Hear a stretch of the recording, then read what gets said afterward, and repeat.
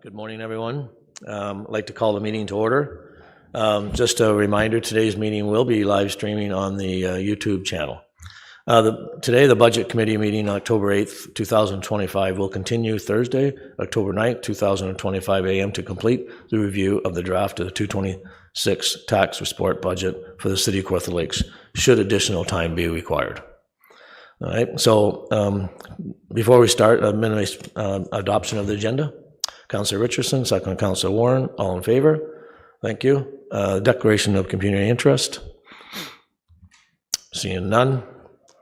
And the adoption of the minutes of the previous meeting. Councillor Warren, Councillor Joyce, all in favor? Thank you.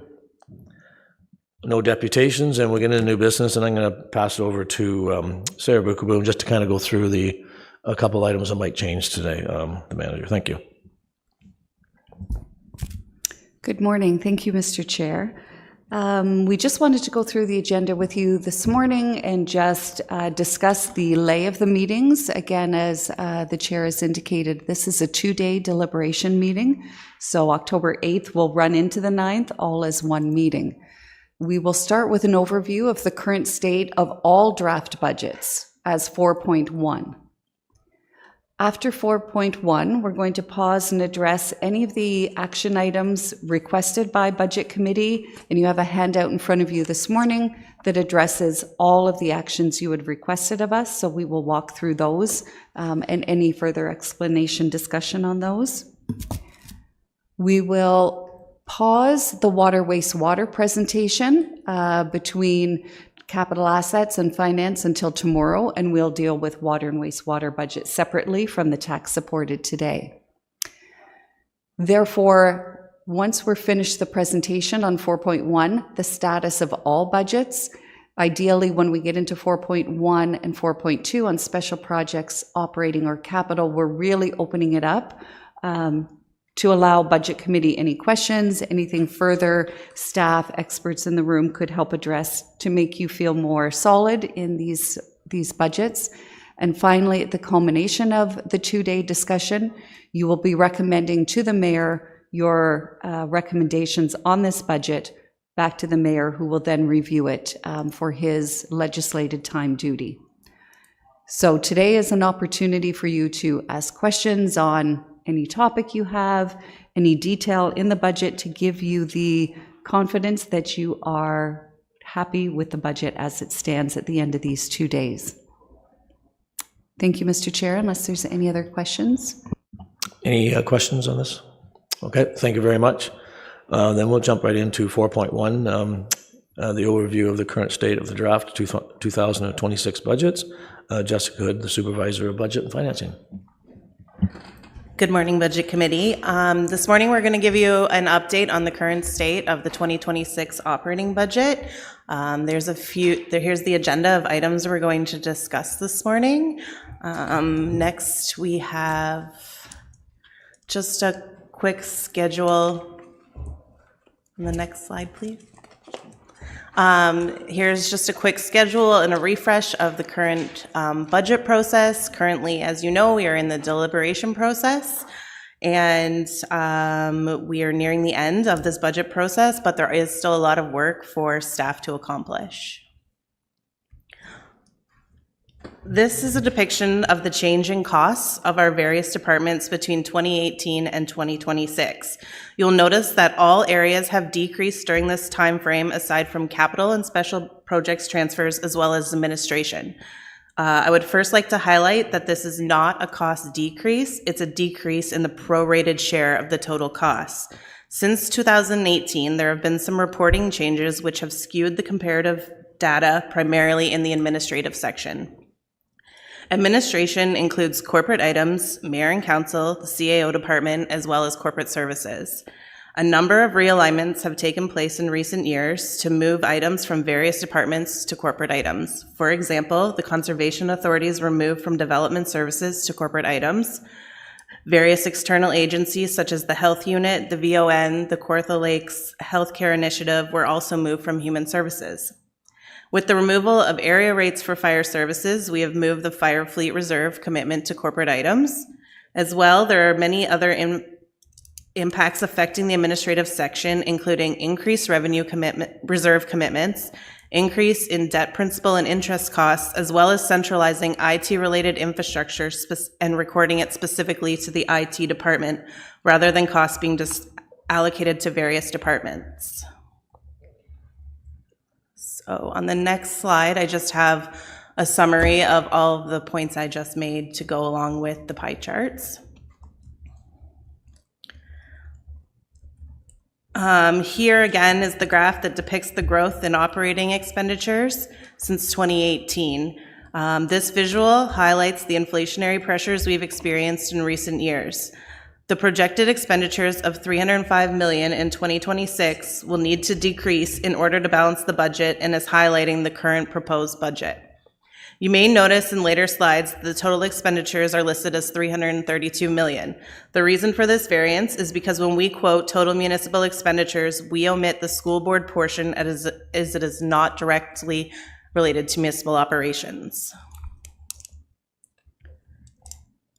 Here, there's a comparison of revenue by service type between Kawartha Lakes, Peterborough County, and Chatham-Kent. The intent of this graph is to highlight the municipal reliance on tax revenues. You will notice that we are not as reliant on tax revenues as Peterborough County, while Chatham-Kent's reliance on property tax revenues is lower than ours. The percentage of revenues related to user fees, licenses, and fines, as well as other revenues, is pretty comparable between the three municipalities. As Peterborough County is a lower tier municipality, they appear to have higher recoveries from other municipalities. And as well, Chatham-Kent appears to have more revenue from grants, but it is important to note that their OMPF grant revenue last year was $21.5 million, where ours was only $8.3 million.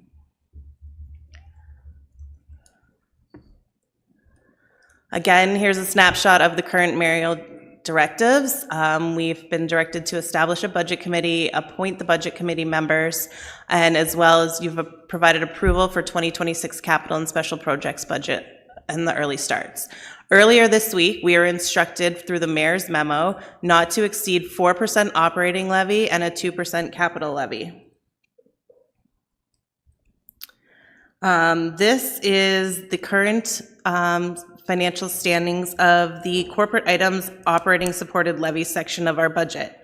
You'll notice that the tax revenues appear to have increased 7%. This is due to the initial 5% tax levy that was recorded in the budget, as well as significant increases in the area rate levies. For the grants, this relates to the OMPF grant, which unfortunately we do not have at this time. So we are still waiting to hear what our 2026 allotment will be, and we've kept this amount stable. Other revenues come from interest earnings and penalties and interest on taxes, while user fees are from electrical generation, which are immediately transferred to a reserve. The long-term debt section relates to the tile drain loans, and debt, lease, and financial costs have reduced primarily due to a decrease in tax write-offs. The transfer to external clients section includes external organizations, donations to community groups, and MPAC fees, while the transfer to reserve includes our special projects transfers and stabilization reserves. On the next slide, we have corporate items capital supported levies. This table relates to all items in our corporate items section that have to do with capital. The tax revenue here is our commitment to the asset management reserve through the capital levy and a portion of the general levy that is dedicated to supporting capital. The capital grants are related to the aggregate resources, while other revenue is a transfer from development charges that offsets the portion of debt principal and interest payments that related to DC debt. Interfunctional adjustments have reduced, as in this line we previously recorded the payment of the debt principal and interest related to Kawartha Lakes Housing Corporation, but have adjusted this approach and are now recording payments directly to KLHHC. And here in the transfer to reserves line is all our transfers for capital commitments. This slide is just a depiction of the current standing of the operating budget by revenue and expense type. You will notice here that we are currently at a $13,024,936 shortfall. So today, as we move forward, we'll discuss strategies on how we are going to approach that shortfall to balance the budget moving forward. And this is the same data, but in a different form, where it's highlighting the how we arrived at the 13 million shortfall on a department level.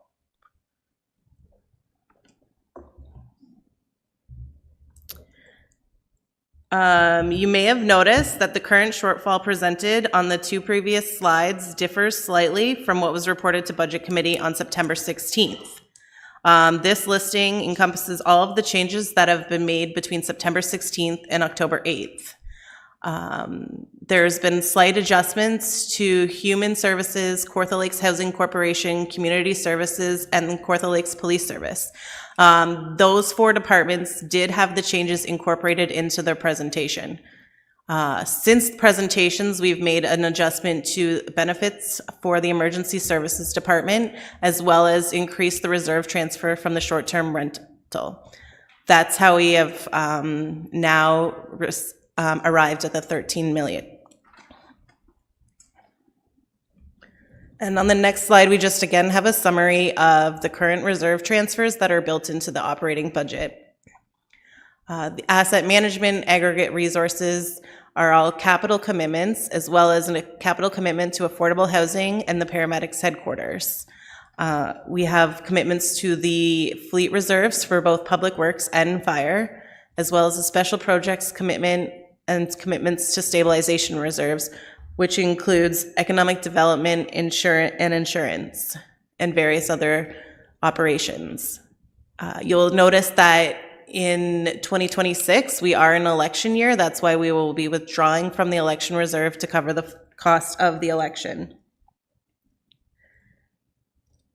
And as well, the building reserve has utilized some of the building department has utilized some of their reserve to balance the operating budget.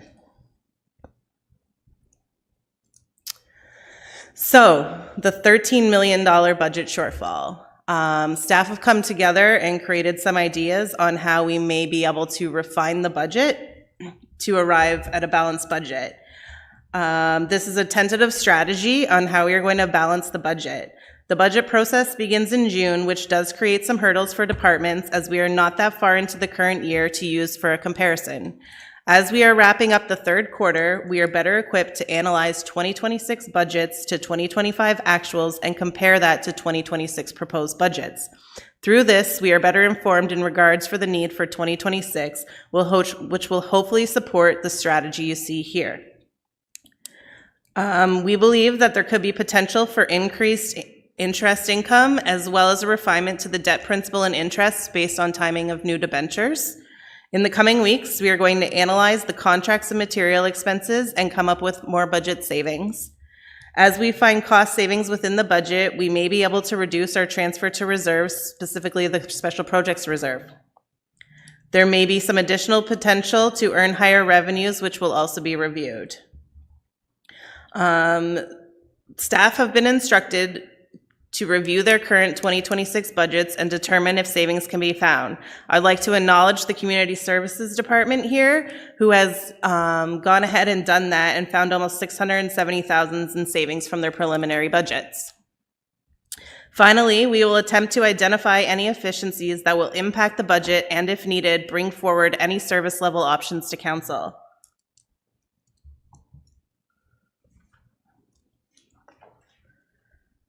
As I just summarized, we do have a tentative plan to mitigate the current budget shortfall, but with that said, there are additional pressures do still exist. Initial preparation of the 2026 budget was based on a 5% tax levy and 2% infrastructure levy. As per the mayor's memo earlier this week, we have been requested to keep the tax levy portion under 4%.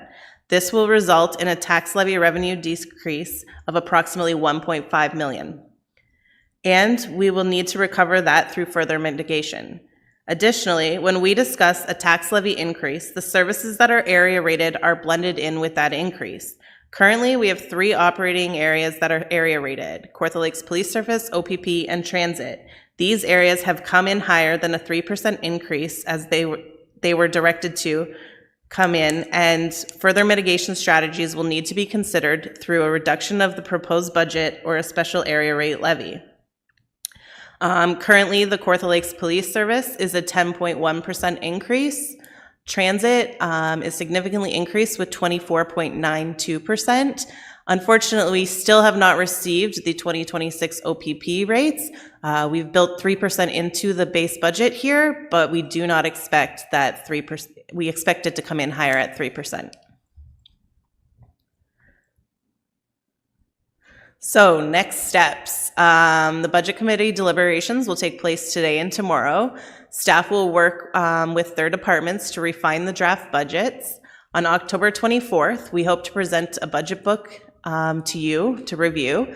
And November 12th, there's a public meeting with special council meetings taking place on November 25th and 26th. And now we can open the floor for any questions. Councilor Warren. Through you, Mr. Chair, and thank you for that.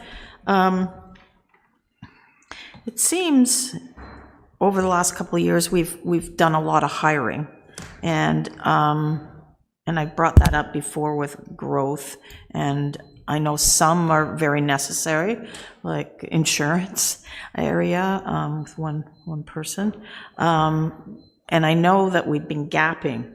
So, that's going to, come in the fall, like now, November maybe. But are we going to just gap every year? Like, how is that going to be sustainable over time, just to bring your rates down?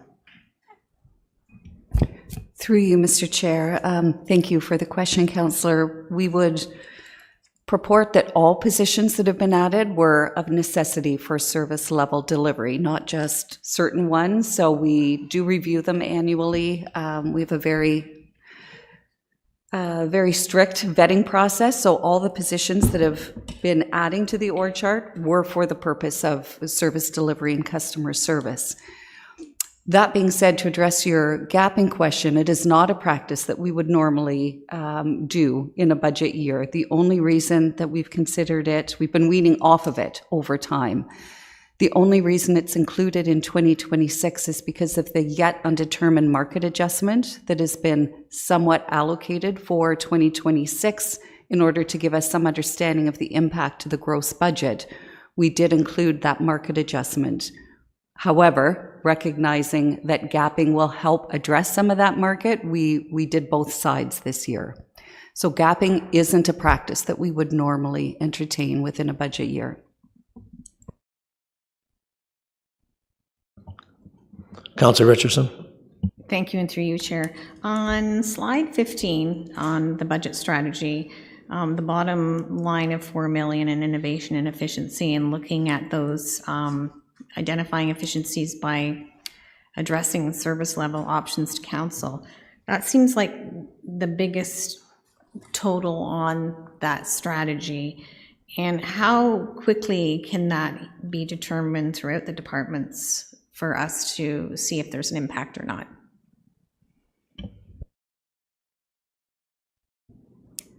Through you, Mr. Chair. Thank you, Councillor, for the question. Exactly to your point, when you use the word quickly, we didn't want to panic and quickly forced departments for these savings. What we'd want to do is pause, consider throughout the next quarter, see how 2025 lands, bring forward non-customer impact service efficiencies, and or if they were larger in nature, only council could approve a major service level change. So those would require a business case to come back to council. We anticipate that we can find this 4 million with just efficiencies, innovation, and not impact major service level, but all departments will be sharing a piece of that. When you consider $4 million on a $300 million gross budget, I can say we're confident we can find that savings in year.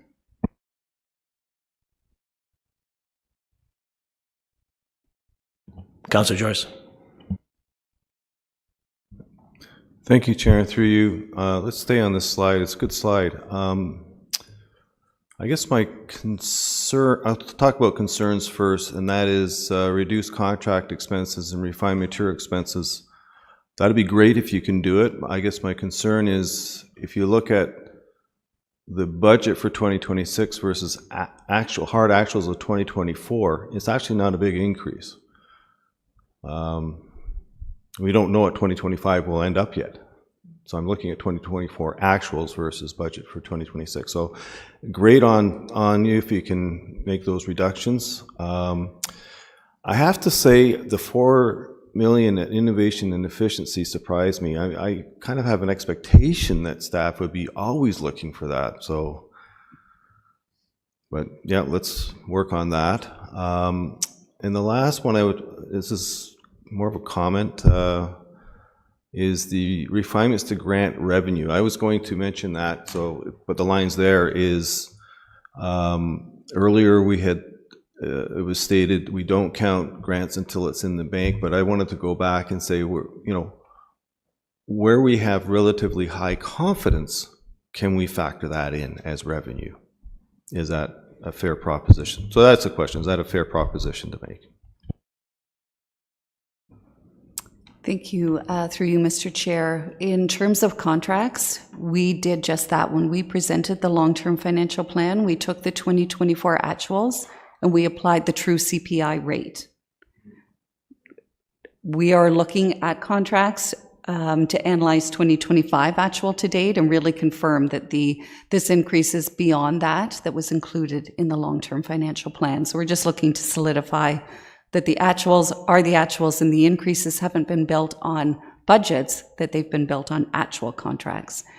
In terms of the grants, you're right, we have stabilized grants and we're waiting from the province for word on things like OMPF.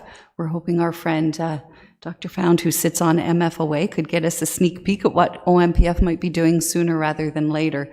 This particular line, though, is also addressing assumptions where we were trying to right-size actual lower grants than possible, and we'll have to phase some of those in.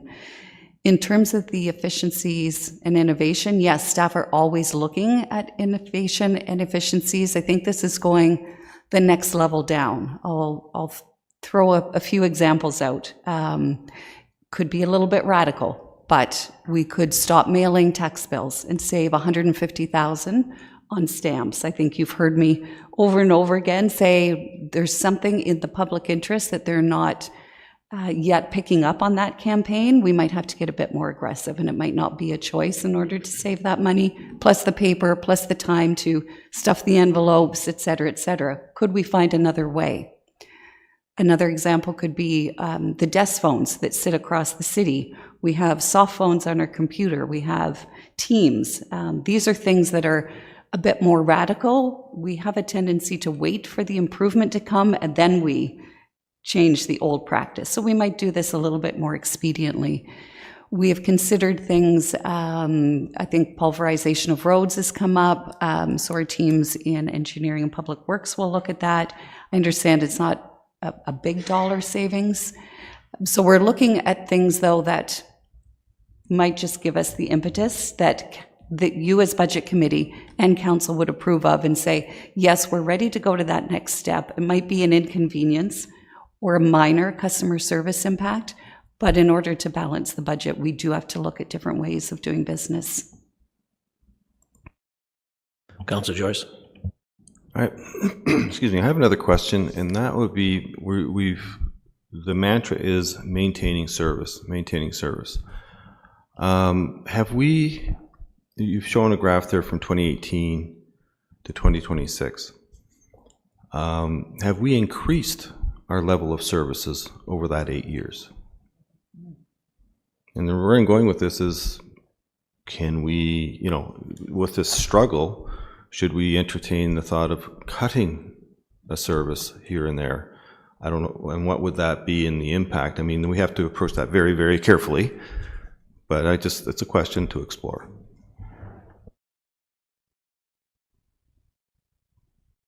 Councillor Richardson. Thank you, and again, through you, Chair. I want to look at the new positions. We were presented department positions the last few weeks. Has all those positions remained, or has some of the departments found that maybe we can hold off on a position to the following year? Through you, Mr. Chair, we're going to get into a little bit more detail on that in the handout that was just added to the agenda after this presentation. On the budget strategy, though, you'll notice the line of $1 million to refine wages. The CAO and I will work with all department heads and we'll determine whether we're phasing all positions, whether some are going to be deferred, but we can assure you that we have earmarked $1 million in savings on our new positions. Councillor Warren. Through you, just wondering why our grant was so little compared to our comparator at 8.3 million. That's compared to, it was quite a big difference, and we always use them as a comparator. So I'm just wondering why that was so low, because if we got what they got, we wouldn't be in such a difficult position. Through you, Mr. Chair, the OMPF allotment is based on a per household amount. So Chatham-Kent, while similar in nature, they have a lot more homes than we do and a lot more residents. Any other questions? Just get a couple of comments. Is that as we go forward and we see these changes, are there going to be suggestions of how that's going to affect our budget as far as customer service or so on? Because we mentioned customer service in the last couple of years, and I've had the pleasure to work with customer service the last couple of years to improve it, and Councillor Richardson the prior year has also done the same thing. And as far as council goes, we spend a lot of our time on customer service, so I find it's very, very important that we stick to customer service for all our people and constituents. So as we go forward, if we see cuts and so on, maybe we can see how that could affect either customer service or roads or anything else as we go forward. Okay, thanks. Councillor Warren. Going forward, so finding efficiencies is at 4%. I know Councillor Joyce wanted to make a motion at 3.75. Is there a possibility what the ramifications would be at 4, 3.75, and 3.5? I think why don't we wait till we go through everything to see. I'm just putting that out there, that's all. As we go through the rest of the agenda, maybe then that'd be something at the very end that we can discuss. Okay. Go ahead, thanks. Thank you, Mr. Chair. Good point, Councillor. Just want to reiterate that this slide 15, the budget strategy, is to address us to get to the current mandate from August 26th of the 7%. The newest direction from the mayor on Monday to come within 4% plus 2 would require an additional amount on this savings line of that $4 million. So depending where you land, that's how we would balance the budget, by using more innovation and efficiency. And to your point, Mr. Chair, we would absolutely be pleased to work with customer service, make sure that any of the changes aren't impacting the actual customer per se on a service level. Looking for these innovation and efficiency, we would try all routes other than customer impact. But if there was a customer impact, we would have to come back to council, and you would have to approve that as a service level or customer level decision. Mr. Taylor? Yeah, thank you. Through the chair, I just want to reiterate that. I think that's the key important point here and on the slide. We interpret innovation and efficiency, that line, as not impacting base service level. It's tightening it up right to the very, very, extreme. Some could interpret that there is a service or customer change. And I'll go back to the example of we mail out tax bills. Some people will complain that they're not receiving in paper a tax bill and feel that they should. That is a discussion, or we're going to have to be ready for that. But I think the director is essentially saying those are the kind of conversations. But fundamentally, we will find a way, multiple ways, to get a tax bill to the customer. So versus I think what Councillor Joyce you're talking about is that even further layer of potentially service cuts.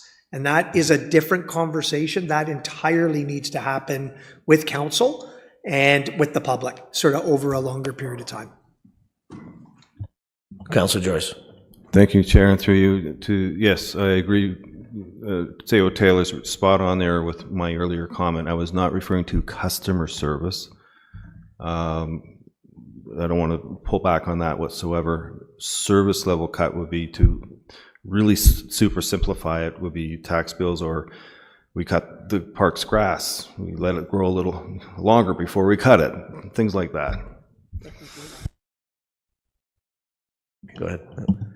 Thank you, Chair. And through you, I think we need to pause on this particular slide, though. This is essentially what we're putting forward to you as Budget Committee to give that sort of next level of direction. Some of the questions that you're asking, like Councillor Richardson talked about, new positions and salaries. You have the ability to influence any of these particular line items. We are certainly not recommending, and I think you would agree, going line by line in all of these respective budgets is really not the best use of everybody's time. Certainly, we're going to answer questions related to anything. But ultimately, after tomorrow, what we're hoping the Budget Committee will be comfortable to do is to endorse this particular strategy to move forward.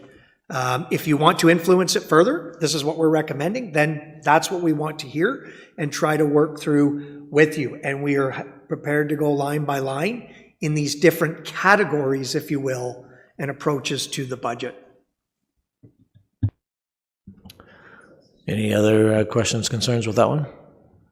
Okay, so right now we'll just have a motion to receive the presentation and the supplementary information. Councillor Warren, second by Councillor Richardson. All in favor? Thank you. And we'll continue with this sheet that was just provided to us there, and I'll leave that up to Director Lukaboom. Thank you, Mr. Chair. Throughout the budget proceedings to date in the Budget Committee, we have tracked all action items or requests for further information in order to ensure you have the information you need to make your decisions. So on September 16th was the 2026 budget overview and wage impact that I presented to you at the first launch meeting. And at that date, you asked to convert the operating bar graphs that were a bit difficult to read and to include the change from 2018 to 2026 budget. So I think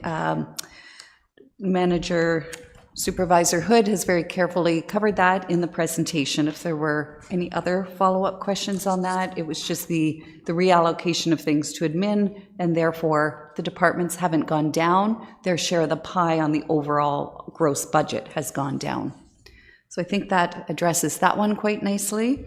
Just wanted you to have it in print in case you needed to refer to it again. The second question from that same meeting on September 16th was detail on what comprises, what is included in admin, and so again, that has been well covered in the presentation. So the next slide down was benchmarking from other comparable municipalities on revenue streams. Thank you for the question. It's a good one that I think we'll include in our budget book and our presentations going forward, and possibly to include some kind of a KPI that we know what our percentage of GRAF to tax revenues is year in, year out. So again, I think Supervisor Hood has done a fantastic job portraying that using Chatham-Kent and Peterborough County as our comparators.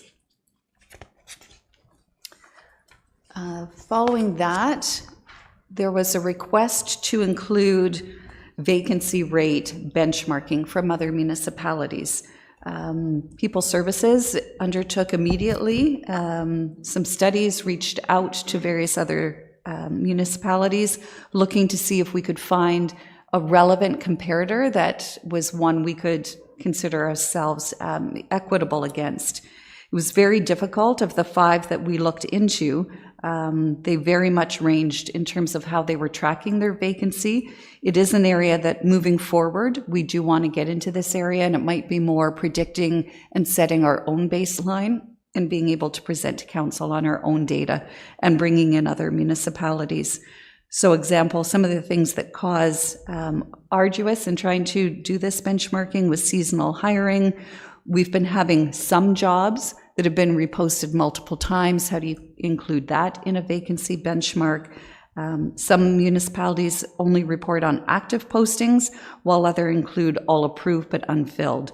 So we're going to do some work and improve these measures and develop some standard KPIs moving forward. But again, we want to look to initiate our own internal benchmarking and have our own baseline to compare with. There's many different definitions to the indicators different municipalities are using.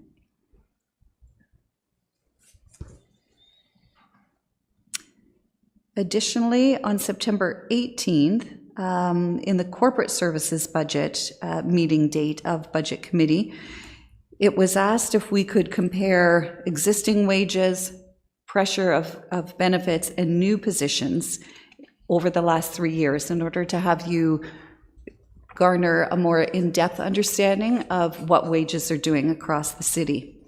So there are some graphs included, but I'll pause on this table for a moment. Over 3 years, thank you, Constance, it was a bit big to put on. Gross wages themselves from 2024 to 2026.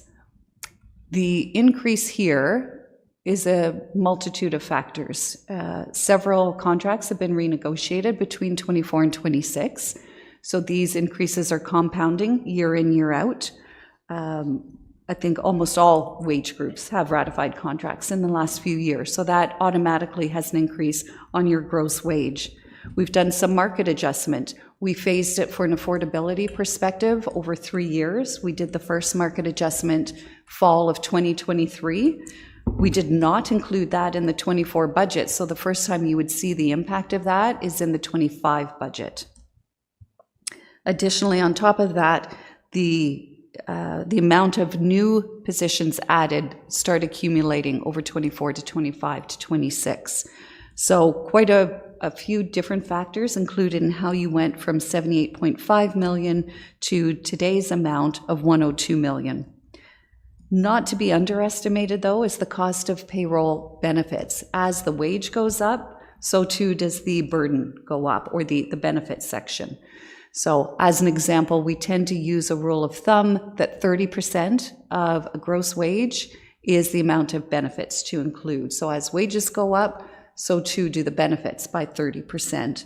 So again, going from 20.9 million up to 26.8 million. Just status quo in 26 before we get to the new positions.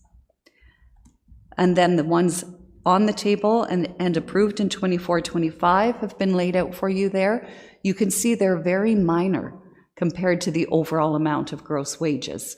So for 2026, currently included in the draft budget is 2.6 tax-supported wages with a benefits component of 897,000.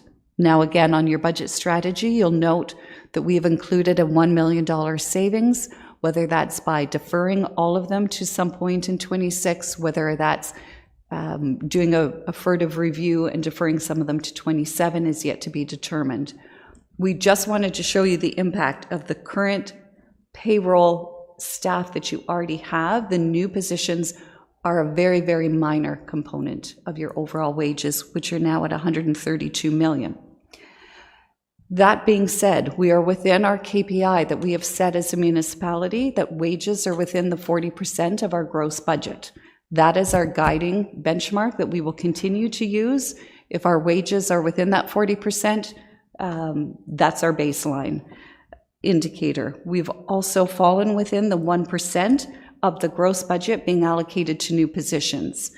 We are still within that 1% in this scenario in front of you for 2026. And in fact, when we remove the million in the budget strategy, you'll be below the 1%, and you'll be even further below the 40% benchmark we have determined. So it's graphically displayed to show you the impact of current full-time, part-time seasonal wages versus the orange is the impact of new positions over the last 3 years. So when I speak that it's a minimal impact, I think this graph is quite telling. The orange being the newer positions compared to the overall staff complement is not a big burden within this budget.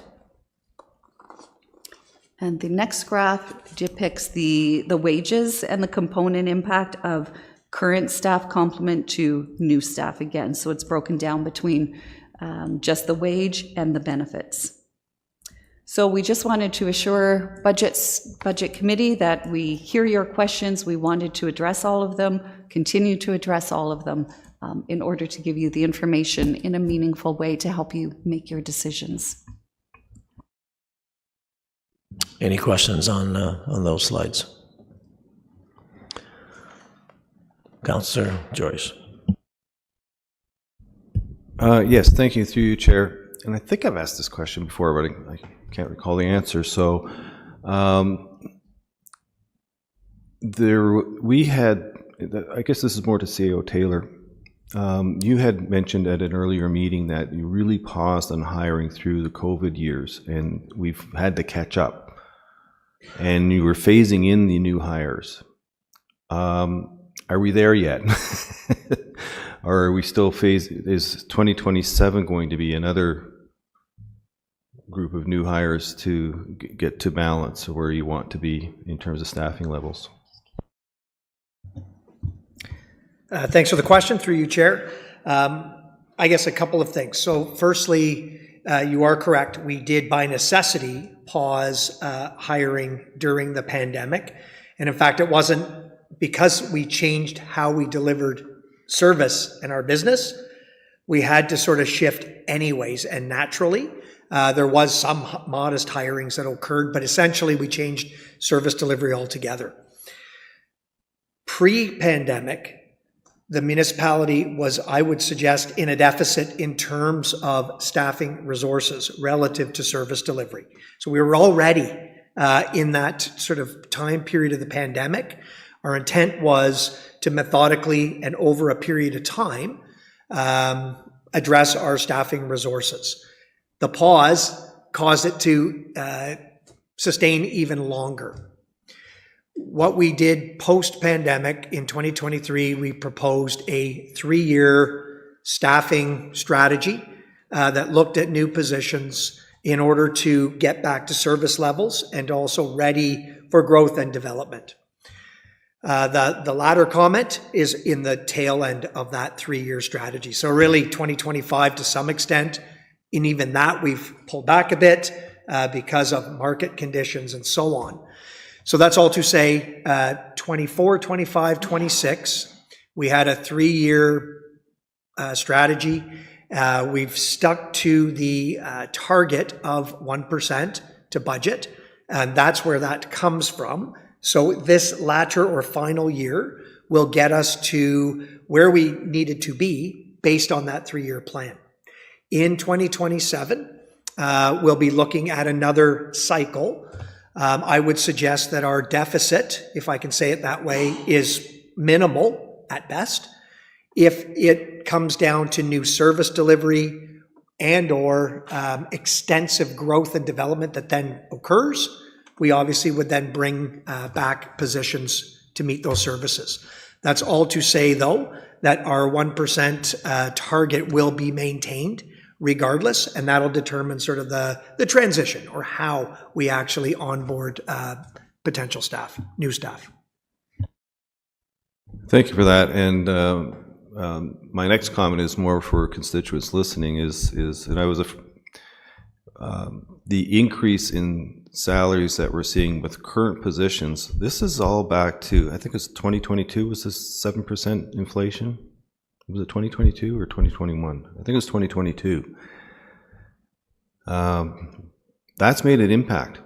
And that's across, that's where that's all coming from. And we're paying for it now. We have to. Anyways, that's. And if I could, through the chair, thanks for the reminder. The other piece was you saw in Director Bukaboom's last slide, the 3-year graph that showed existing wages and then new salary and impacts. But if you look at those sort of differentials, which started in 25 to 26, it was pointed out, those were the years where we saw not just the inflationary side, but the, again, market adjustments and salary increases beyond cost of living. That's why you're seeing those sort of leaps. We'll probably see it, we'll see it in 2026 as proposed. What we are saying overall is between new positions, though, post-26, as well as market adjustments, we should be able to see some smoothing out of those annual increases because we did the market adjustment to catch up. And we caught up, I think, at an appropriate target as well. So I would suggest 27, 28, 29, there will be increases, but I would strongly suggest they would be much closer to cost of living and so on. I completely agree. Things should theoretically level off, more or less. Any other questions? Councillor Richardson. Well, actually more of a comment because I was just actually going in the same direction as Councillor Joyce's. I think it was really prudent that you guys could bring this graph and that compensation component so we could see, where we've had to do those, market adjustments and how we've had to phase in those 3 years. And it's basically staff is just balancing out our service deliverables. So I certainly appreciate this. And as you said, for those that are watching, you can see that we're following the threshold that we've set at that 1%. Okay, thank you for that. Any questions? Okay, just at this point, I think we're just going to take 10 minutes here to take that in there, and we'll be back in 10 minutes. Thanks.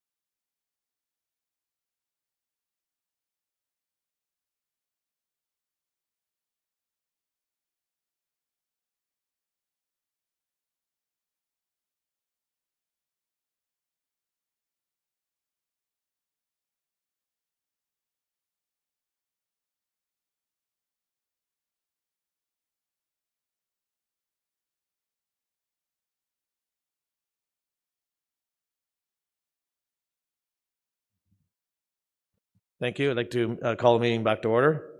Okay, now I'd like to go into 4.1.2, which is review the draft special projects budget with Director Bukamu. Thank you, Mr. Chair. So to the chair's point, we're now going to go through budget by budget and explain any changes that have happened as a result of the budget committee, and then relay you back to how that impacts on the operating budget and the changes on that budget strategy for the 13 million. So I'm going to turn it over to Dr. Found to walk through your direction the other day to lower the special projects reserve to 4 million. Thank you very much. If we could flip over to the special projects list in itself. Yes, that's great. And I don't know if there's a, I guess we could leave it like that. I don't need to see all of the columns. So as Director Bukamu mentioned, we received the mandate from the Budget Committee to reduce the Special Projects Reserve draw by about $900,000 to get it down to $4 million. And since Monday, we have been able to reach out to departments and divisions and to look for areas where we could achieve that mandate. And we're pleased to report that we have been able to do that. And so what I'll do now is just walk the committee through the specific projects that are being deferred as a result of that exercise. Yes. CEO. Yeah, Chair, maybe through you, just so that we're all on the same page. So this chart or this budget was presented to you on Monday. So it will be in the agenda package for Monday. So I want to make sure that you have whatever you need. So is there, we'll pause briefly. We're going to go through that same document again. But is there anything that anybody on the committee requires beyond sort of having it on the screen? We will walk through it line by line and remind you from Monday if that's appropriate. You're okay? Okay, sorry about that. No, not a problem at all. So the first project I would draw your attention to is the Stormwater Master Plan. That's the first item under Engineering and Corporate Assets. As I think we mentioned on Monday, we are going to defer that second installment for the project to 2027. And although it's not shown on the screen here, that would relieve the Special Projects Reserve by $125,000. Not the full $500,000 because the project's 75% DC eligible.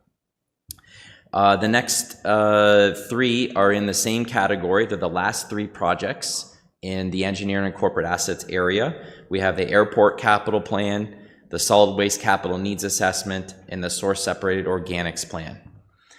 The airport capital plan is in fact incorporated or will be incorporated into the new contract for the firm that would be operating the airport, and so it's no longer needed to be a special project. The solid waste capital needs assessment is something that can be deferred by a year. It is something we do want to eventually get to, but having discussed the study with engineering, we're fairly comfortable with that deferral. The source separated organics plan, that one is perhaps a little bit more pressing than the capital needs assessment, but in discussions with solid waste division, we're fairly comfortable with deferring that with the understanding that it will come forward as part of the advanced approval, a report that would go to council in September of next year. And so the delay there is in fact not a whole year, it's more like 8 months from January to September. And that would also be with the understanding that solid waste in the meantime will work with engineering to develop a scope of work, potentially a procurement document so that it's ready to go as soon as the project receives advance approval in September, should advance approval be given. The next deferred item is the Integrated Waste Management Strategy Implementation Plan. And again, the discussions with solid waste indicated that while ideally that plan would be done in 2026, that they could live with it occurring in 2027 and still be able to fulfill the mandate that's set by the integrated waste management strategy through that plan. So that's another 82,000 there. If we could scroll down to the emergency services section of this budget. Yes, I see it's split there. If we can just scroll down to the next page. Yeah, thank you.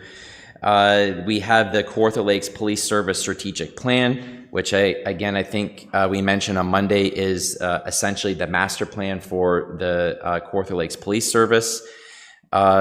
We have reallocated the $51,500 portion of that project from Special Projects Reserve to the Area Rate Stabilization Reserve to recognize that that's an area rated service. And in fact, to be honest, that's the way it should have been presented in the first place. So that's my oversight. And but it turned out to be good news in the sense that it does help provide a little bit of relief without deferring or reducing the budget for the project. And then finally, if we scroll all the way down to the bottom and look at the economic development section, did have some correspondence with our manager of economic development about these projects, and we do feel comfortable with deferring the very last project there, which is the manufacturing asset map and action plan. And although that is financed entirely by the Economic Development Reserve, what this does is let us reallocate that finance into the Downtown Revitalization Project, which in turn will alleviate $50,000 of pressure on the Special Projects Reserve transfer. So that change there is a bit more complicated because not only is it a project deferral, but then it's a refinancing of the Downtown Revitalization Project as well. But it achieves a mandate that was set out. I believe if you add up all of the relief that I just walked you through, it comes to about $936,000, so a little bit over the $912,000 that was given in the mandate. So I think, Chair, with that said, I'd be happy to take any questions on those proposed changes. Any questions out there? Councillor Warren. Through you, so what was the first plan? I'm sorry that you brought up. Through you, Chair, it's the Stormwater Master Yes. Plan. So would that be just in 1 year, or would that be a multi-year plan? And whether DC reserves, would it be DC eligible? So through you, Chair, it's both. So it's a multi-year project. Currently, it's slated for 25-26. It is one of the projects that we're a little bit behind on. And so what we're proposing here is to take the 2026 installment and push it to 2027. Because the 2025 installment's already been So you've approved. already started the process? Yes, Okay. it's already, yeah, it was approved for this year. And so we're just taking that second installment and moving it out to 2027. Okay. And to answer the other part of your question, yes, it is DC eligible to the tune of 75%. Okay. What about the waste management studies? Are they DC eligible at all? So through you, Chair, so unfortunately they are not. The solid waste services are not DC eligible, save and except for waste diversion, which is a relatively small component of our solid waste service.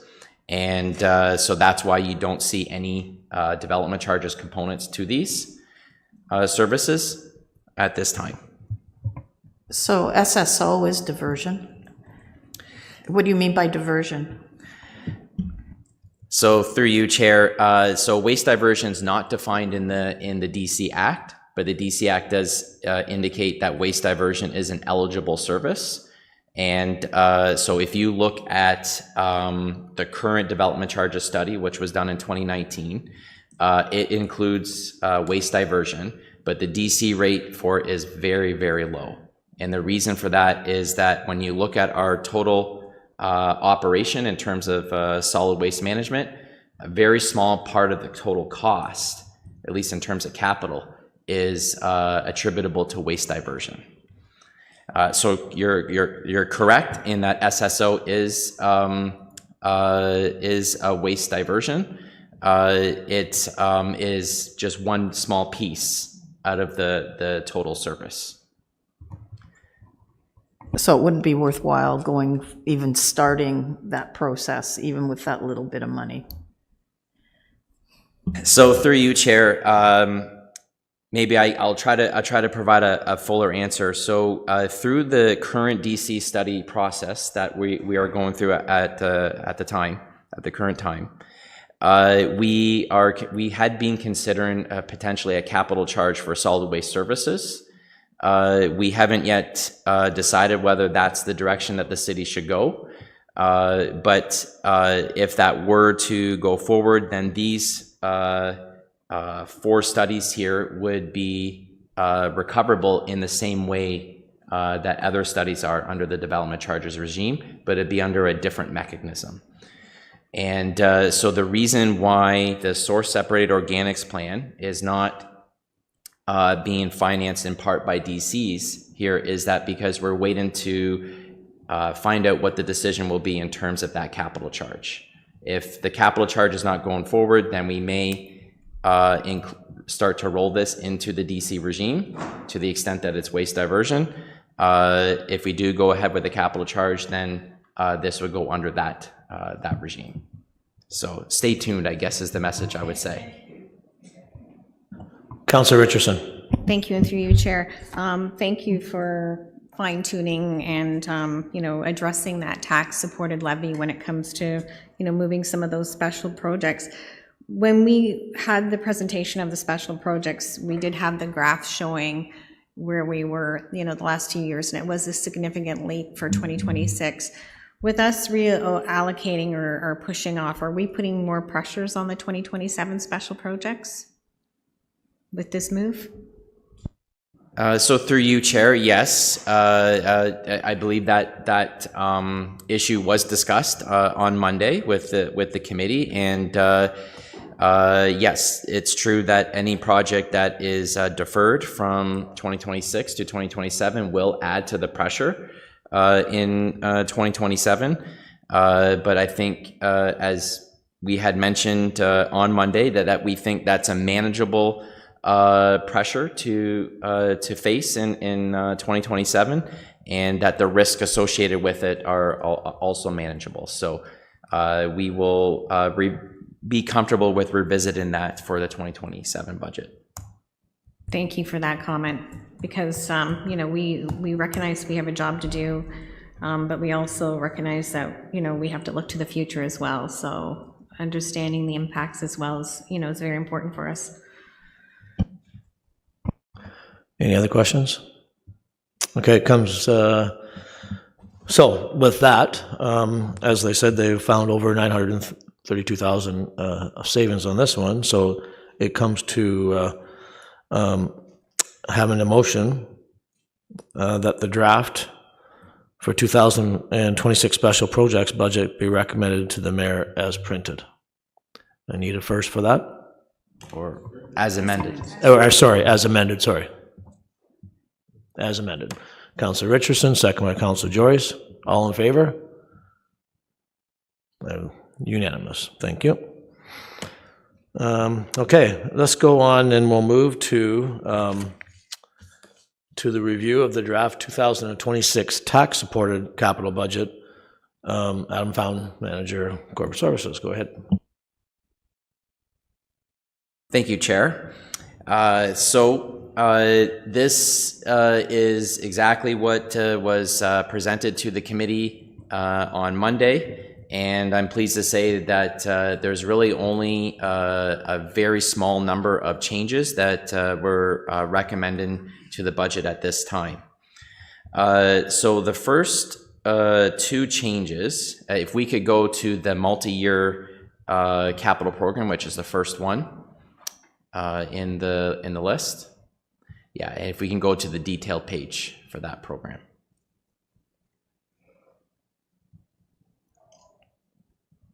There we go. If you could magnify it just a little bit.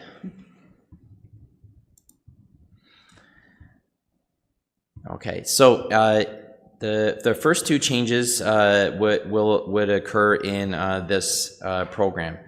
Again, I will admit this was an oversight on my part. There were a couple of multi-year projects that were approved in 2025, but were omitted from this program. So the omission is pretty minor in the sense that there's no impact to the asset management reserve or the tax levy by correcting the omission.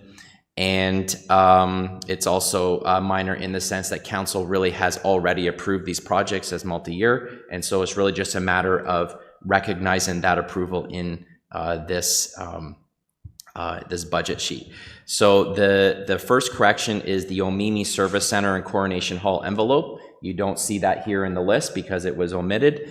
It is for $460,000 for each of 2025 and 2026, fully debentured.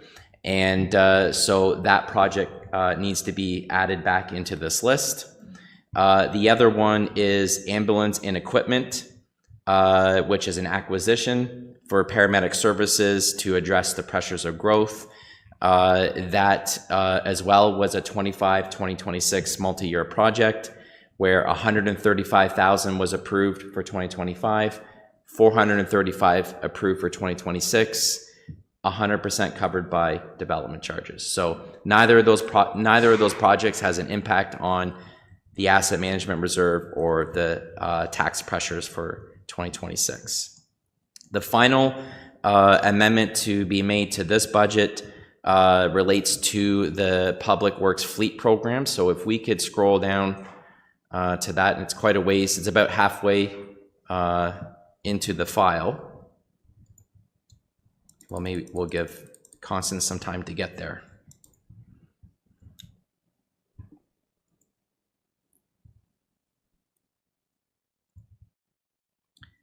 While she's doing that, I would like to take a moment to address some of the questions that did come up sort of informally after the Budget Committee's meeting on Monday, and those questions related to some of the acquisitions in the fleet program, particularly SUVs.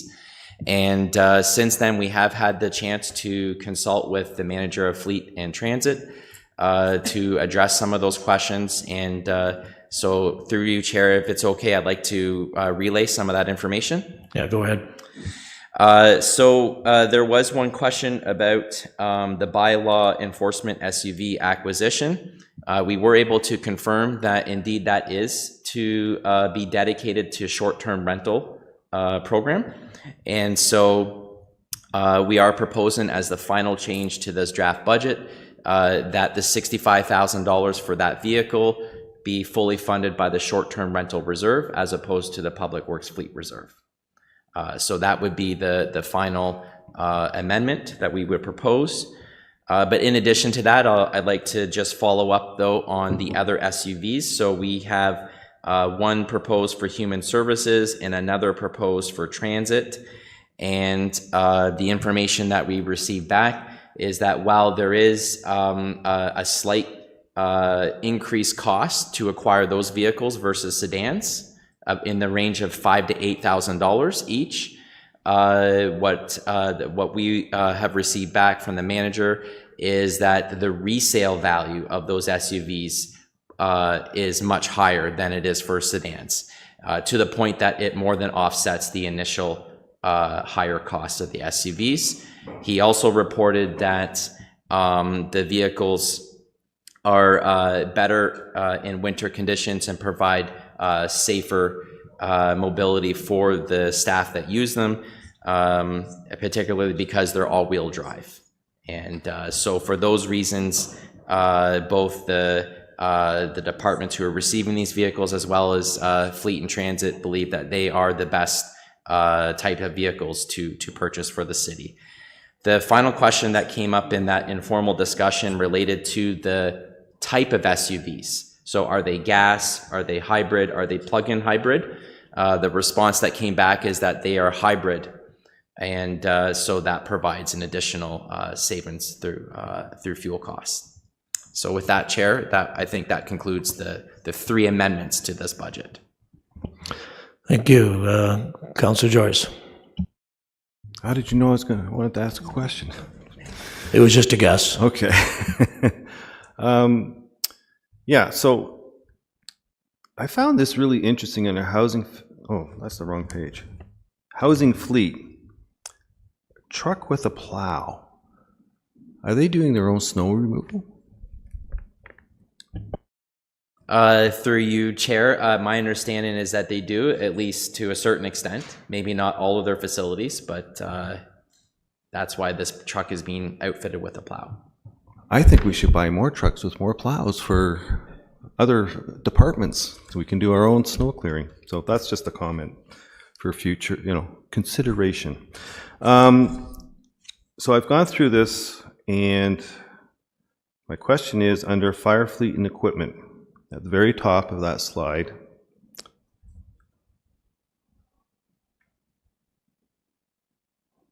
in the detail, sorry.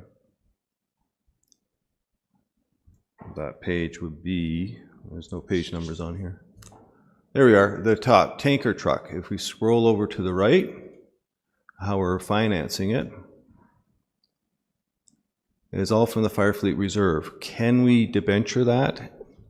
I know we don't like to do that, but if we did, how does that affect, roll through the whole process? So through you, Chair, as we did explain on Monday, ideally we wouldn't debenture fire trucks, but we do find ourselves in the position where we're pretty much impelled to do that because we don't have other sources of financing to pick up those costs. Hopefully by 2033, as we discussed on Monday, that will become a thing of the past. But to answer the question, yes, it is possible to debenture that fire truck, and if that were done, that creates an opportunity to decrease the transfer that goes to the Fire Fleet Reserve from the tax levy. With that said, I would provide some caution about that. I think we discussed on Monday how the Fire Fleet, the reason why we're in this position is because the Fire Fleet Reserve is in a deficient position. And so if we further reduce the transfer to that reserve, we then don't really get ourselves out of the problem like we should when it comes to that reserve.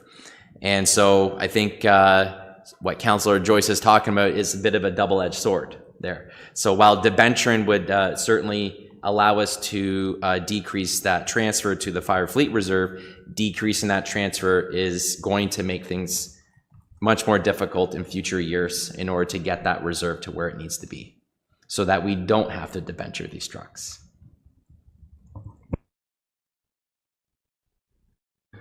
Thank you. We're just going to keep that under consideration at the moment.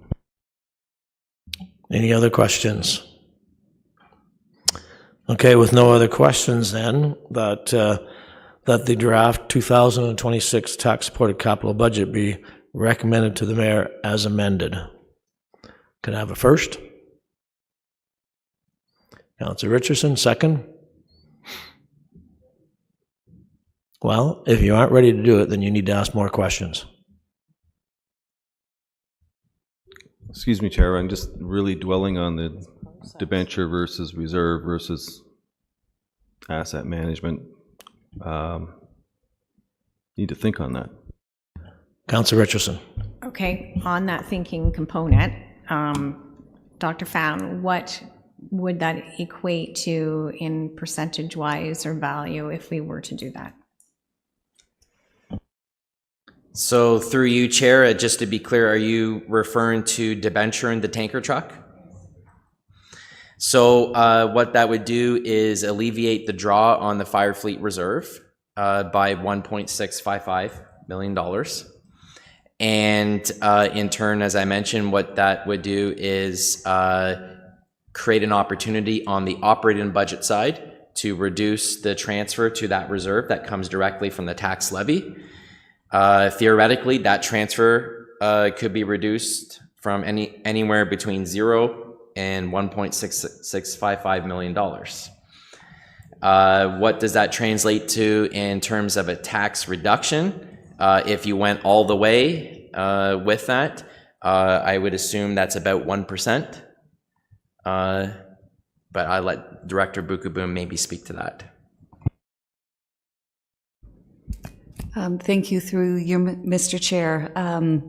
Before I answer that, in general, Budget Committee will recall that rolling stock is not one of our debenture eligible criteria as part of our long-term plan. However, certainly understand the pressures we're in today, and so it is a theory.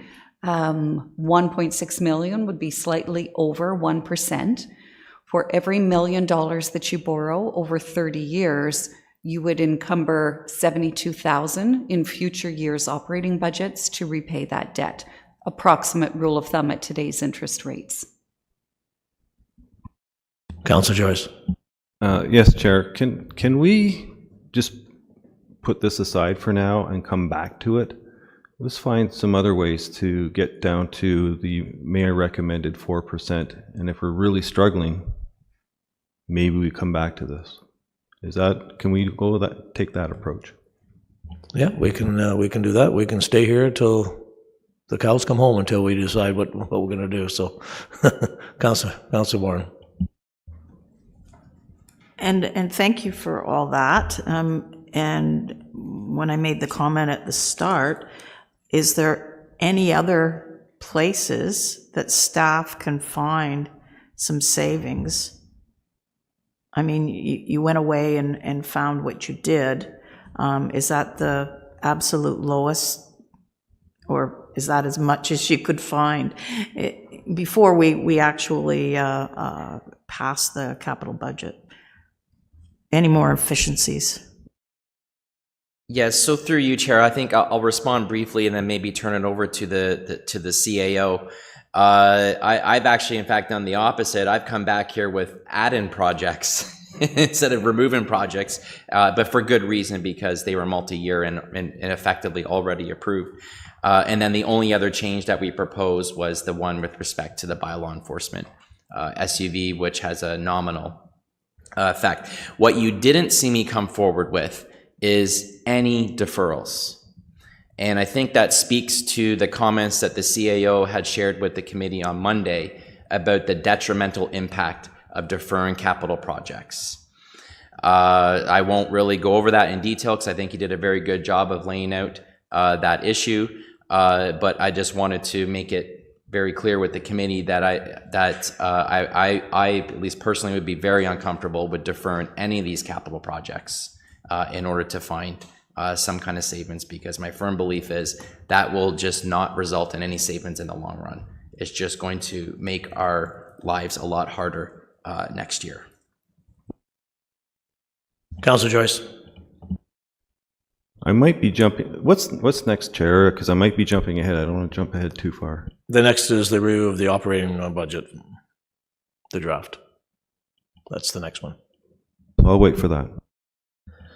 Well, we'll put this one on hold right now until we review, if that's okay with the group, and we'll go to 4.1.3 is the review of the draft operating budget by Director Bukuboom. Thank you, Mr. Chair. If I could ask Madam Clerk to open the presentation that was first on the agenda this morning to slide 15, back to the budget strategy. I just want to speak to a few things that occurred in the special and capital that impact the budget strategy. So firstly, on the special projects, you heard Dr. Found identify savings that get us to the $4 million mark, transfer to special projects that you had requested as a budget committee on Monday of this week. Included in the budget strategy on the adjust reserve transfers, we do anticipate finding an alternate source of funding and going through one last time all projects to find efficiencies there. So in terms of the special projects reserve transfer though, again, we've done some good work to get to the $4 million. That's a $988,000 increase over the 2025 budget. So I'm looking to the capital close, or some other sources of financing to help further reduce that special projects transfer and help build in over time what the optimal or recommended benchmark for that category is. So while you've achieved the mandate in front of us, which is get the special projects to the 4 million reserve, we anticipate as we move forward, right now the treasurer's online following along, she is anticipating a Q2 results in the imminent weeks, and we'll use that to help reduce the transfer to special projects reserve even further. So you don't need to touch projects per se, we'll find a way to reduce the transfers for you. If you were to make the recommendation on the rolling stock, again, that's the line that would be adjusted. The 1.6 would not be transferred to its full amount, whatever amount you deem appropriate, and that would have an impact on this budget strategy, and it could be one to lower the tax levy.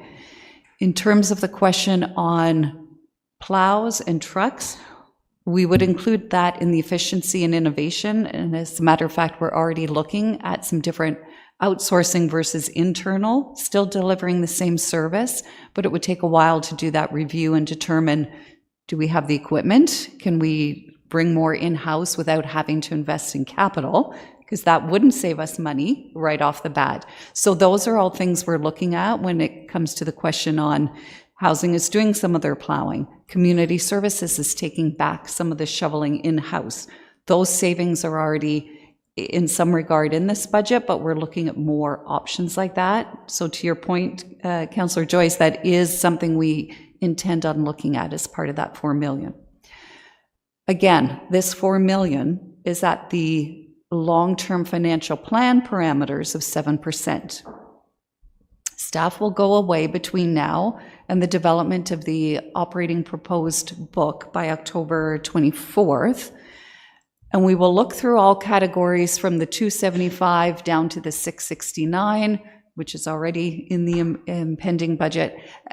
If we can't find everything as estimated in the lines above, we will use the innovation and efficiency as a way to balance the budget.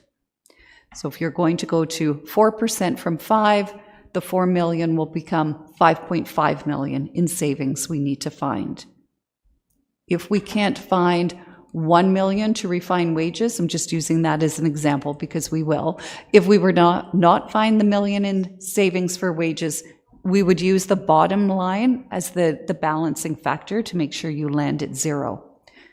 So just to be clear, the 4 million gets you to the 7%. If you're going to go to 6%, you'll be directing staff to search for a further efficiency of 1.5 million. Finally, I'd like to go to the slide that addresses the area rates, and I want to do one last comment there. Thank you, Constance. Right now, your area rates are not within the general 5%.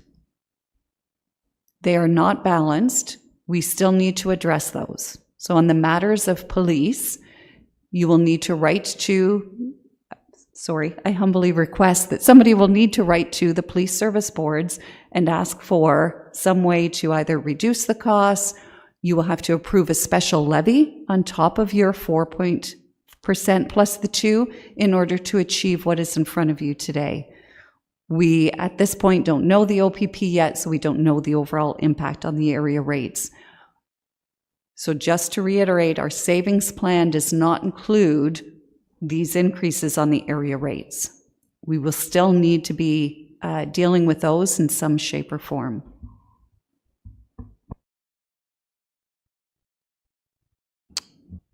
Councillor Joyce. Thank you, Chair. Thank you, Director Brookman, for bringing us back there. I'm right off the bat.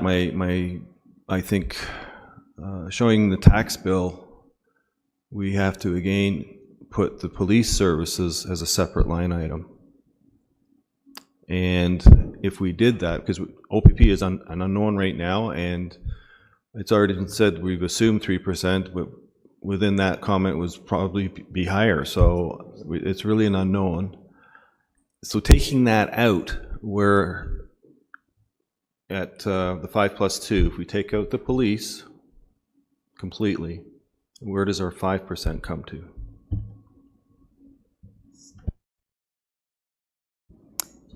Through you, Mr. Chair, if I could ask Madam Clerk to go back to the budget strategy slide. This budget strategy does not address the pressures of the area rates. Those still need to be addressed separately. And you're quite right, one method could be to do a separate rate as you did last year to address all police, which would be above and beyond the city's average residential tax rate of the 4 plus the 2%.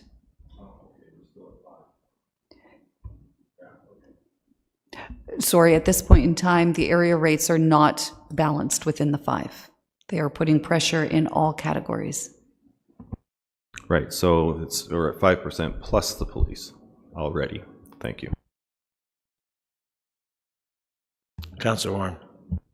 So are we, through you, kind of jumping the gun until we know that OPP final percentage?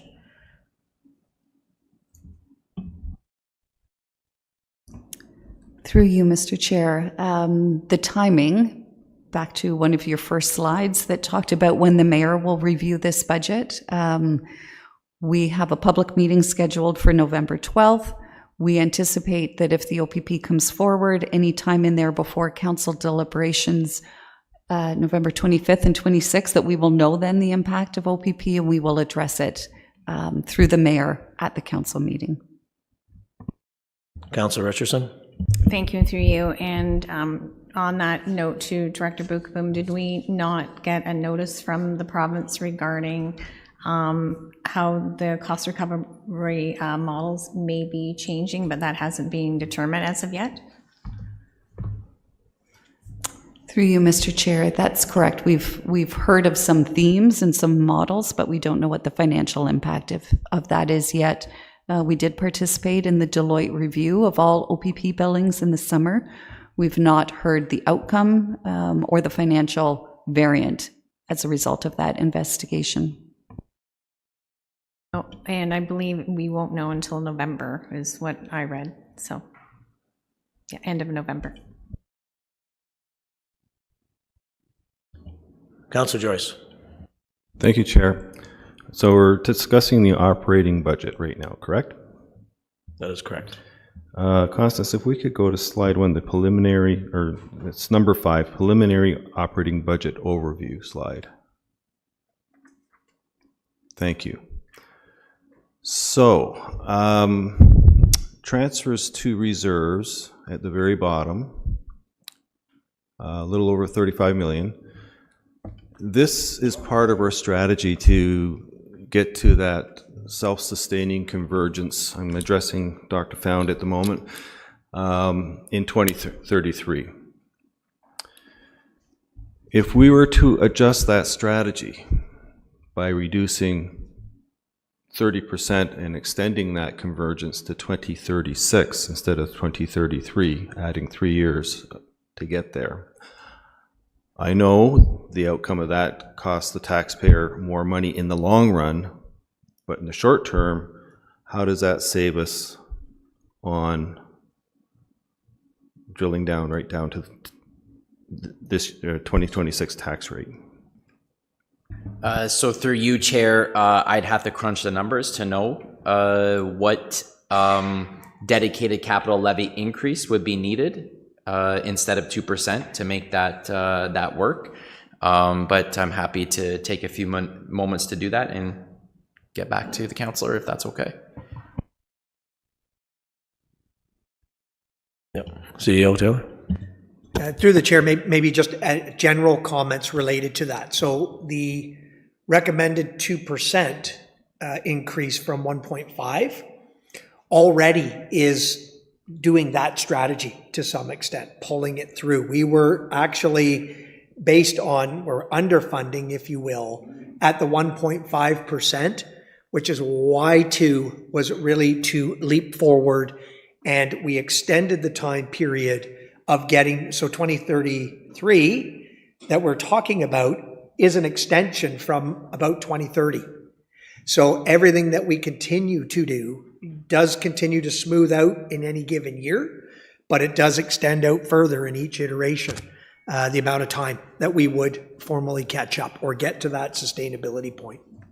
Okay, maybe I have to withdraw that. I don't want to touch the 2% capital levy piece. Okay, then in that case, no need for me to respond. No calculation required. Sorry about that. I was, looking at this into reserves in other areas. I thought, okay, I misunderstood that slide earlier. Thanks. Councillor Richardson. Thank you, and through you, Chair. Can we look for more efficiencies in the budget strategy on slide 15 as a possible way to wiggle down? And I think we need to come down 2%, don't we, with this slide? Am I right or wrong on that? Through the chair. So this is really, I think, where Budget Committee needs to provide sort of guidance in all of the different categories, or at least a comfort that we're going in the right direction. That's how you're going to inform the overall budgets. Obviously, it's tough to untangle where they trickle down and through to special projects or capital budgets and so on. And so, to your point, the strategy will get you, if you just rubber stamped it today, in essence, we would then propose a budget to the mayor through you that would achieve 5% plus 2% overall. We talked about methods and ways to get to 4%. That's what the mayor had requested, and I think is expecting that Budget Committee will endorse a strategy that at least gets there. So we do have to look at this overall chart and strategy and determine where do we find that additional $1.5 million or the equivalent of 1% as that pathway to go. Well, maybe I'll pause there. It looks like there's some questions on that. Councillor Richardson. Sorry, I'm just going to finish my thought based on that slide. So this would be our time to say, you know, we would like to see, you know, refined wages, you know, 1.5, and then move our innovation and efficiency up to the 5 million mark. Is that a direction that we could go? Through the chair, if I'll use your numbers or those examples, if that was the case, then what you're proposing is some adjustments here, but not to achieve 5%. I'll put aside capital for now, but on the 5%, that recommendation would establish a pathway to get to 4%. And again, you have some ability to inform any of the categories. You were even hearing questions about the tanker truck and debenture versus the other, and then what is the net impact. So all of those can be addressed if they are strategies that you want to impose. Councillor Joyce. Thank you, Chair. Through you, to follow on Councillor Richardson's position, we're thinking the same thing, actually. My thought is we got three areas here: refined wages, innovation and efficiency, and a tanker truck. I don't want to peg staff into any one of those holes. What my thought is, those are the three areas. Find the 1.5 million. Maybe it's more in refined wages, less in innovation and efficiency, or the other way around. Leave the tanker truck completely alone, but that's there for you if you're really struggling to meet that extra 1.5 million. You can take 250,000 towards the tanker truck, for example. Can we go that route where we leave that flexibility to staff to come back with, okay, here's our plan to get to that 4%? Versus us saying, oh, refined wages at 1.5 million. So through the chair, so the short answer is yes. There would be flexibility built in.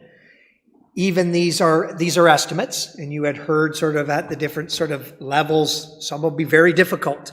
Some maybe a smoother path. So the bottom line, I think that the Budget Committee should endorse at least is that sort of pathway or that target. So if you are comfortable meeting the mayor's mandate and generally within these parameters, my recommendation would be increase the 1.5 million in a single line item at this point, add it to the innovation and efficiency line. That would get you to a total reduction in the draft budget. And then we'll assume some flexibility in all of the categories to adjust to that bottom line overall. Okay, and I think to be fair to staff, in doing so, if you're really running up against service level cuts to get to that, we need to know what they are, to be fair. If that, if you can get there without, that's fantastic, but, to be fair, what would that look like? So we would need to know. Through the chair, so I would confirm we are required to bring forward to all of council any service cuts or reductions in service as defined, and you would need to approve those. I mean, in the broader sense, you're approving service levels through an overall budget exercise. But if we needed to achieve full reductions or changes to service delivery, those need to be approved by council.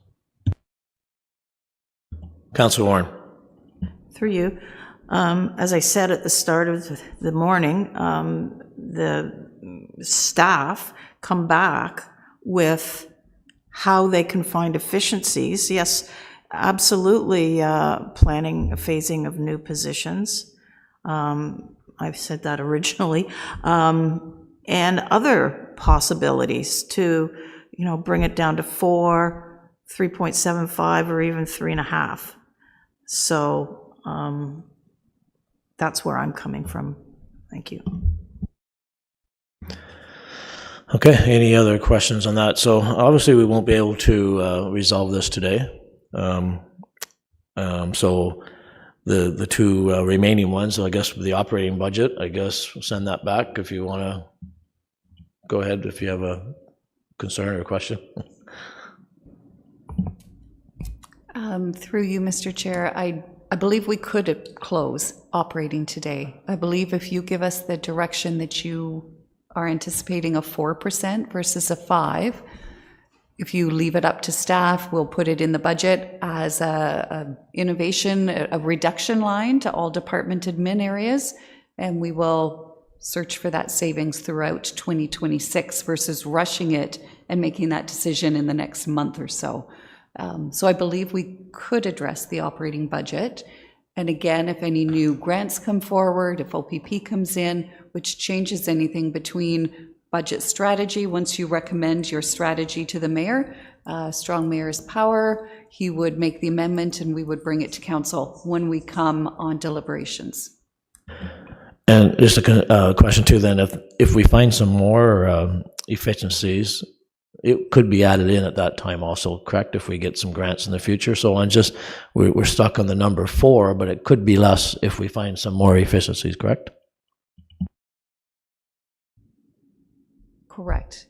You would give direction to achieve the 4% by using the innovation and efficiency. Should a grant present itself higher than we have allocated for, you would then have two choices: take the grant and reduce the tax increase even more, or you could use the grant as one of your innovation and efficiencies.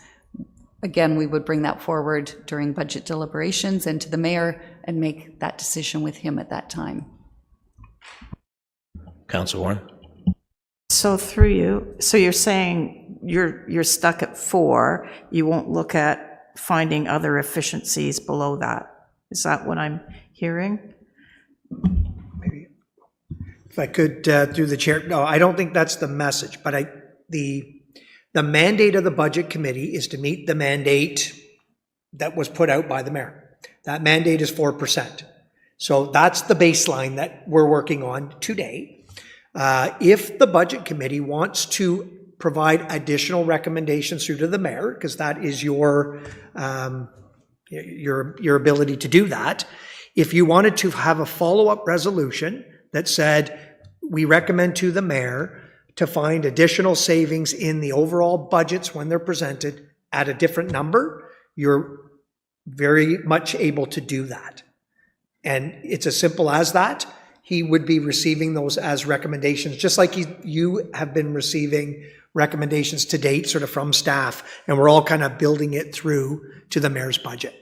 But the baseline mandate for the budget committee now is to target the mandate that was set by the mayor.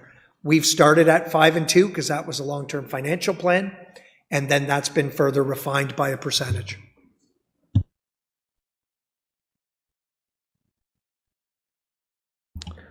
Let's just take 10 minutes here and just take this in here, and we'll come back in 10 minutes. Thanks.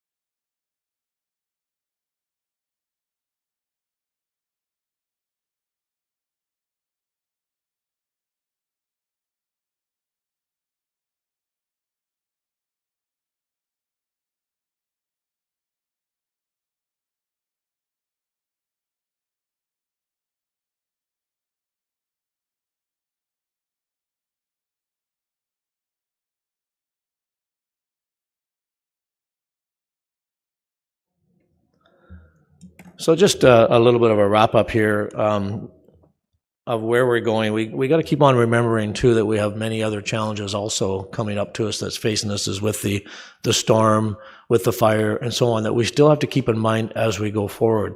I know we're trying to reach a target and so on, but we got some unknowns facing us that we don't know about yet, that we haven't got the bills yet. So just keep that in mind as we're going through to come up with that number and so on. But our goal here today is to come up with a recommendation for the mayor and what we would like to see. That's our recommendation. So I think based on tomorrow also, whether we can approve these things as amended or as printed.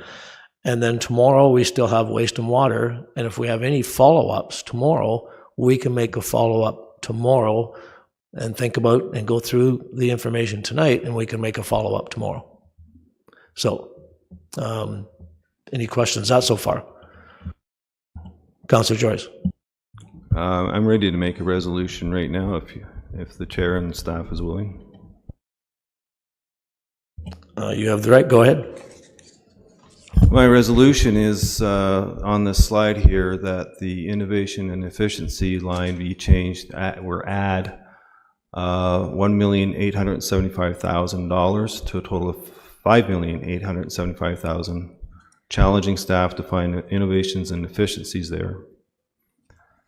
I know that's a tall ask. I hope you can do it.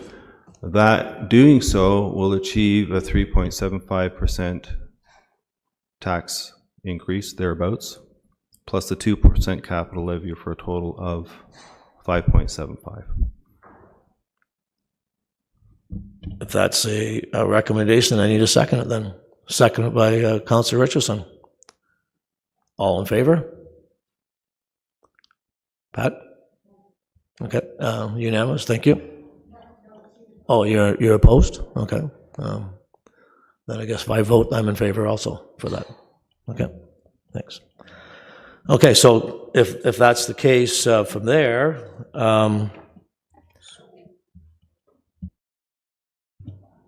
So if that's the case, or sort of the direction, then I think Budget Committee should go back and though and revisit. So capital budget as presented and amended, that's endorsement would be behind that number and that strategy. And you should probably do the same for operating budget as drafted and then as amended, but that was presented over a period of time. So it's just for clarity for those two resolutions first, Chair. okay, so that sounds, okay. So we'll go back to the draft 2026 tax support capital budget be recommended to the mayor as amended. Councillor Richardson, second by Councillor Joyce. All in favor? You're opposing, Pat? Thank you. I'm in favor. And we'll go to the number 3, is that the draft of the operating budget be recommended by the mayor as amended. Right, is that as amended? Yeah, so that would be amended. So Councillor Joyce, seconded by Councillor Richardson. All in favor? Pat, you're opposing again? I am in favor. Thank you.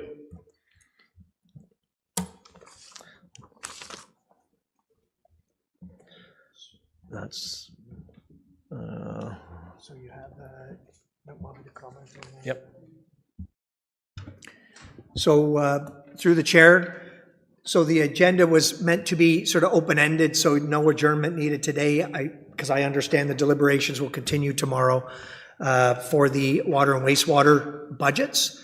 Would be that next agenda item that would be put forward, and then to the chair's sort of comments earlier, if there's any other general recommendations or directions that Budget Committee wanted to provide through as follow-ups through to the mayor, that would be an opportunity at the end of that second day and deliberation. So you don't have to do anything right now. It would just be essentially recessing until it restarts tomorrow. Okay, then I'll recess until tomorrow morning at 9 o'clock. Okay, we'll see everybody tomorrow. Thanks.